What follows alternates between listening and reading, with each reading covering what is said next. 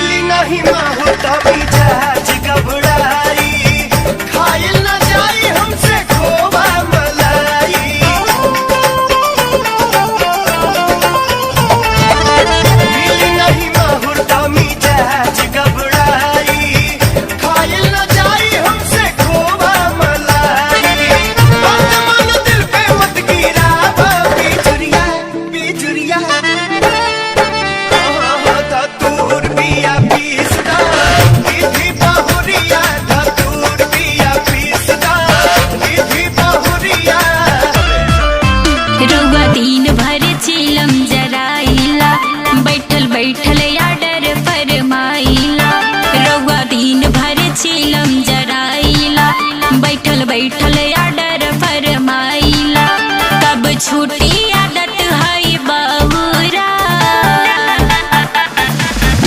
भांग तनी पीस द गहुरा, सिलहुटी पर घिस द गहुरा।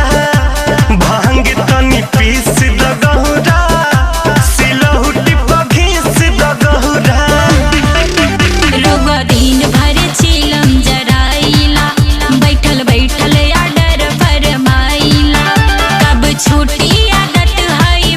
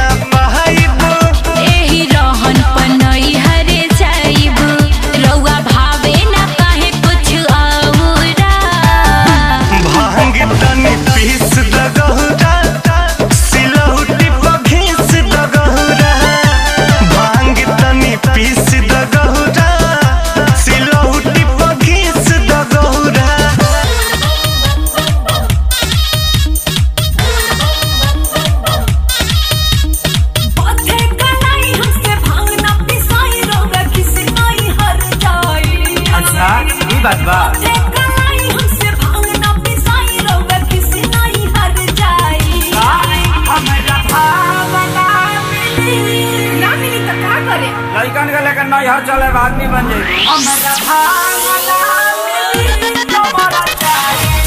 अच्छा सावन में भांगना मिली तुम्हारा चाहिए। ओथे कलाई हमसे भांगना पिसाई रोवे किसी नहीं हर जाई। हमरा भांगना मिली तुम्हारा चाहिए। ओहो सावन में भांगना मिली तुम्हारा चाहिए। सभा भगड़ी है का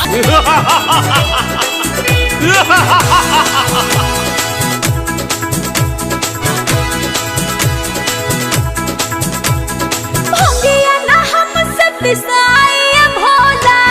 काहे नहीं पिसाई? ए कहो तो मंगती रसमलाई भोला।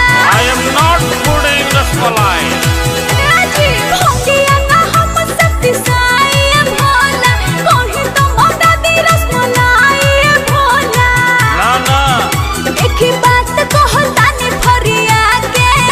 आज भी हम ना धतुरा हम लागे।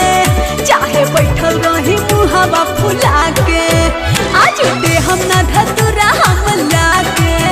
चाहे बैठल रही मुहावा फुला के। चाहे बैठल रही मुहावा फुला के।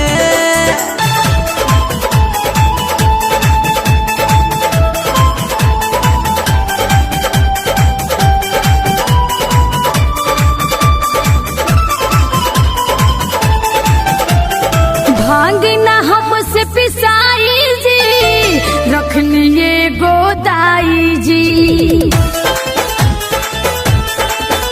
ए भांगना हमसे पिसाई जी रख लिए गोदाई जी।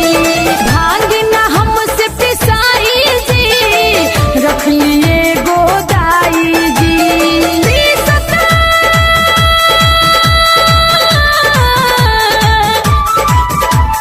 पीसत भंगिया के मोरा दुखता कालाई जी। भंगिया ना हमसे पिसाई जी रख लिए गोदाई जी। भंगना हमसे पिसाई जी रख लिए गोदाई जी।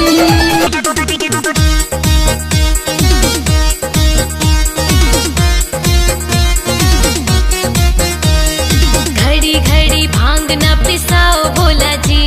पिसाओ भोला जी। घड़ी घड़ी भांग न पिसाओ भोला जी।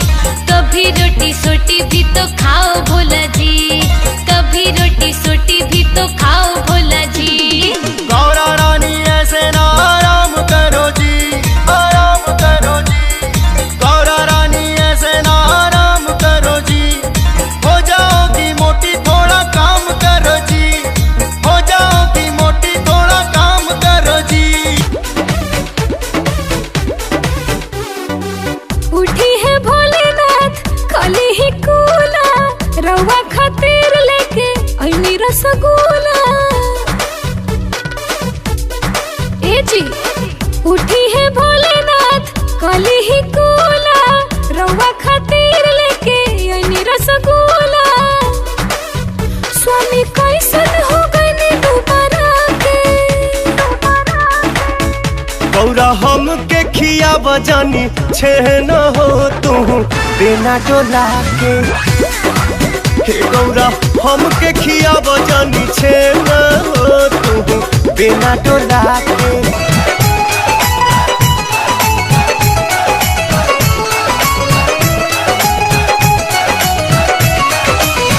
सावन के करिया बदरिया से बरसत पानी भोला जी।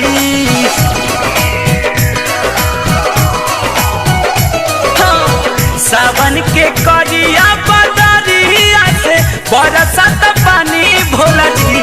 देखी टपा टप छुआ तट पानी छवा दीना पलानी भोला जी। देखी टपा टप छुआ तट पानी छवा दीना पलानी भोला जी। सावन के करिया बदरिया से बरसत पानी भोला जी। सावन के करिया बदरिया से बरसत पानी भोला जी। देखी टपा टप चुआ तट पानी छवा दिना पलानी भोला जी। देखी टपा टप चुआ तट पानी छवा दिना पलानी भोला जी।